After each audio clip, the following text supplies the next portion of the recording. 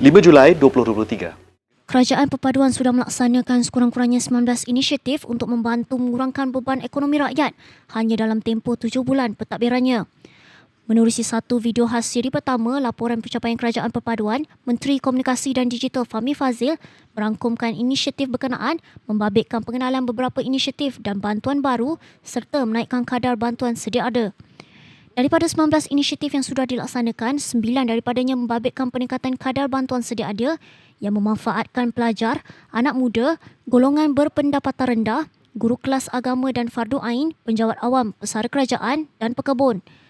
Fahmi berkata 3 inisiatif penurunan harga atau perkhidmatan percuma kepada rakyat turut dilaksanakan. Antaranya, harga internet jalur lebar serendah RM69 kepada B40 menerusi pakej perpaduan, rawatan percuma di klinik swasta terpilih, perkhidmatan kereta api Tanah Melayu Berhad atau KTMB, percuma kepada pelajar dan orang kurang payah atau OKU, permohonan kemasukan ke universiti menerusi UP online, percuma. Selain itu katanya, 3 inisiatif baru diperkenalkan bagi menurunkan harga barang iaitu menu rahmah dengan harga makanan siap serendah RM5, insurans dan takaful rahmah serendah RM5 sebulan, jualan madani dengan diskaun sehingga 30% bagi barangan mentah. 5 Julai 2023. Genap 7 bulan Kerajaan Perpaduan mentadbir. Ini merupakan siri pertama laporan 7 bulan Kerajaan Perpaduan. Dalam siri ini, saya akan senaraikan beberapa inisiatif yang telah dilaksanakan Kerajaan Perpaduan dalam usaha membantu mengurangkan beban ekonomi rakyat.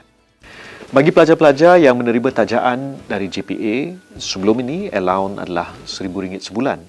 Kini, RM1,100 sebulan.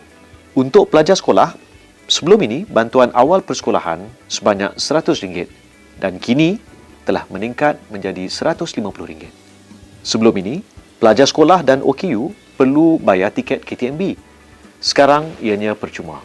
Sebelum ini, nak mohon kemasukan ke universiti perlu bayar UPU online sebanyak RM15.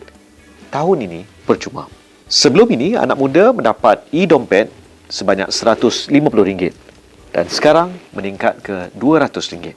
Sebelum ini, bantuan prihatin rakyat diberi sehingga RM1,800. Manakala sekarang, sumbangan tunai rahmah diberi sehingga RM2,500.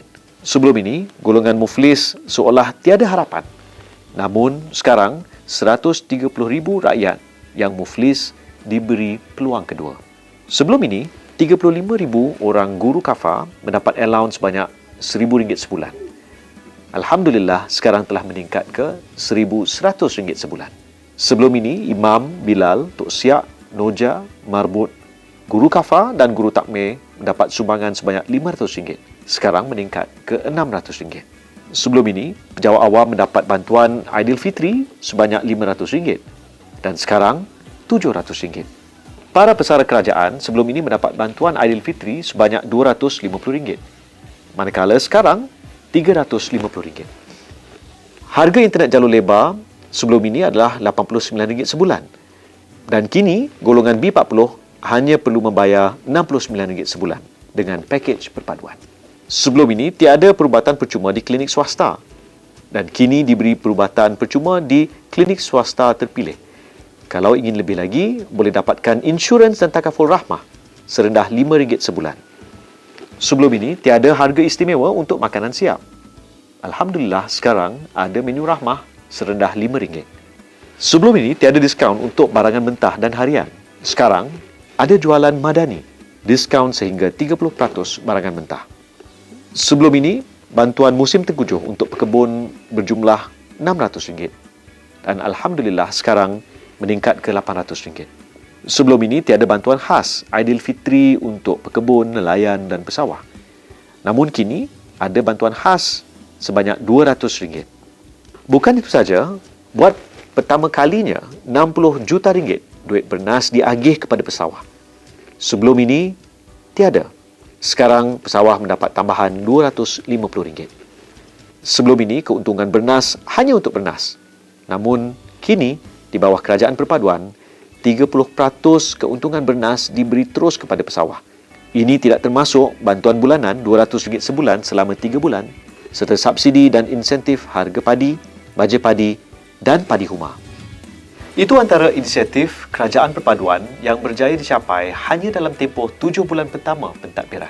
InsyaAllah, kerajaan perpaduan akan terus memastikan rakyat Malaysia mendapat lebih banyak manfaat menerusi inisiatif-inisiatif yang bakal diumumkan kelak.